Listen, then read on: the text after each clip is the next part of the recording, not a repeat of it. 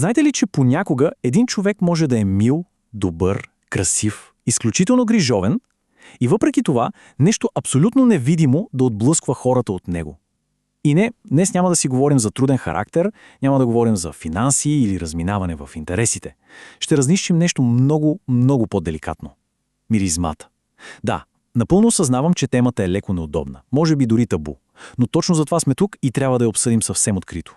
Защото в любовта има едни такива неща, за които абсолютно всички си мислят, но никой, ама буквално никой, не смее да изрече на глас. И така, част първа. Невидимата стена. Как изобщо е възможно някой да притежава всички правилни качества, да е буквално перфектен на хартия, а хората да бягат от него? Представете си следната ситуация. Имаше една жена, изключително мила, много добра, от онези хора, които наистина искат любов. Тя не играеше игрички, не беше студена или дистанцирана.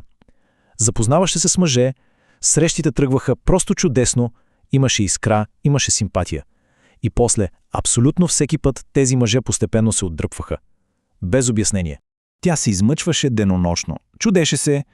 Какво не ми е наред? Аз ли съм проблемът? А мъжете, те използваха онези класически, до болка познати и неясни фрази. Един ни казваше, просто не съм готов за връзка. Друг повтаряше, много си добра, страхотна си, но просто нещо ми липсва. Трети пък просто изчезваха. Типичният гоустинг. И истината е, че нито един от тях ни казваше реалната причина. А реалната причина беше толкова проста и същевременно изключително деликатна. Миризмата.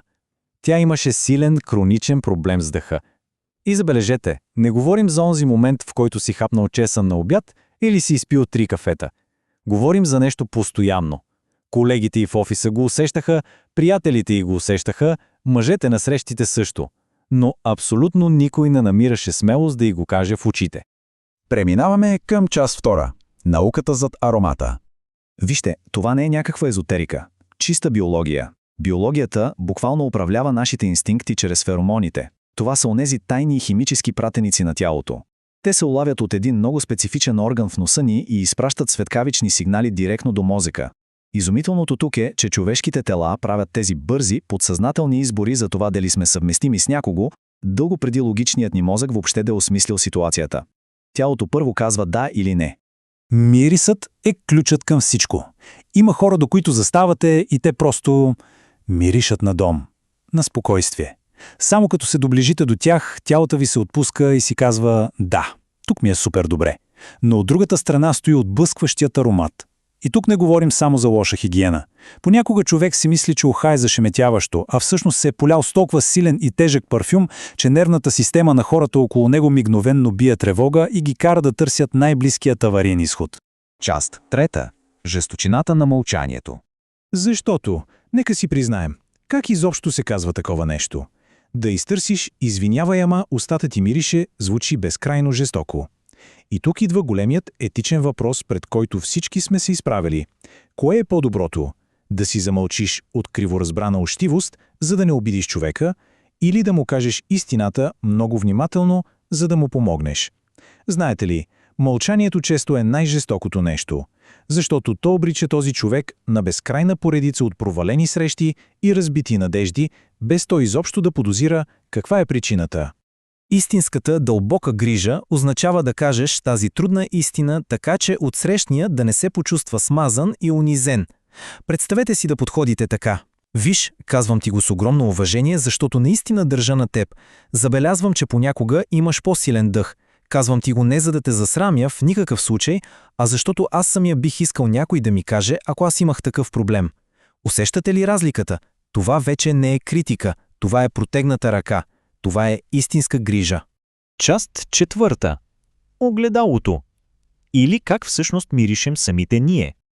Тук е момента за малко саморефлексия. Много е важно да осъзнаем, че ние често изобщо не усещаме собствената си миризна. Така наречената ароматна слепота. Носът ни просто свиква.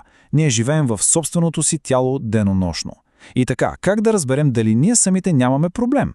Има няколко бързи трика. Тестът с китката, тестът с вчерашната тениска, но честно казано, най-железният метод е да попитате близък човек. Ама не онзи приятел, който винаги ви казва «Ох, прекрасен си, нищо ти няма», а онзи, който има смелостта да ви каже истината с нежност. просто го попитайте директно.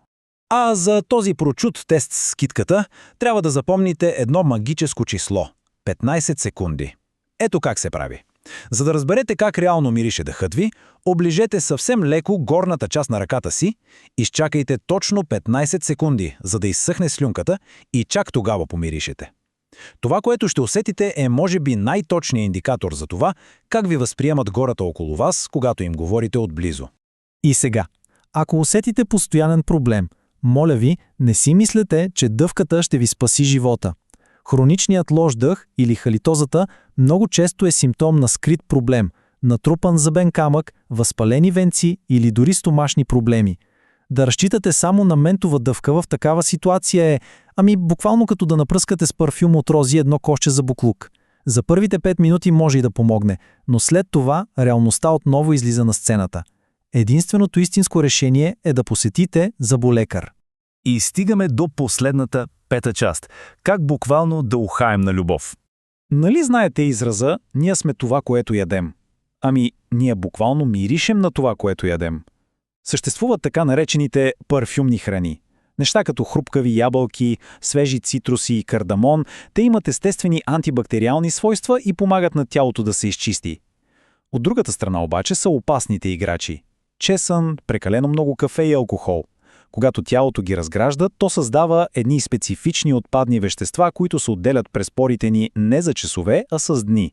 И тук трябва да разбием един огромен мит. Самата прясна човешка пот е напълно, абсолютно без мирис. Проблемът, или по-скоро неприятният аромат, се появява едва когато тази пот се смеси с бактериите, които естествено живеят по кожата ни. Затова е много важно да правим разликата. Антиперспирантите са създадени да блокират влагата, докато дезодорантите не спират потенето, а се борят директно с бактериите, които всъщност причиняват лошата миризма. В крайна сметка, в любовта близостта никога не е само емоционална или душевна, тя е и много, много телесна. Ние обичаме и се привличаме с очите, с ушите, с докосването по кожата и категорично с мириса. Неприятната миризма не прави никого лош човек и със сигурност не го прави недостоен за любов. Но, за съжаление, изгражда една напълно реална, макар и невидима стена. Затова, ако имате и най-малкото съмнение за себе си, не се срамувайте, просто вземете мерки.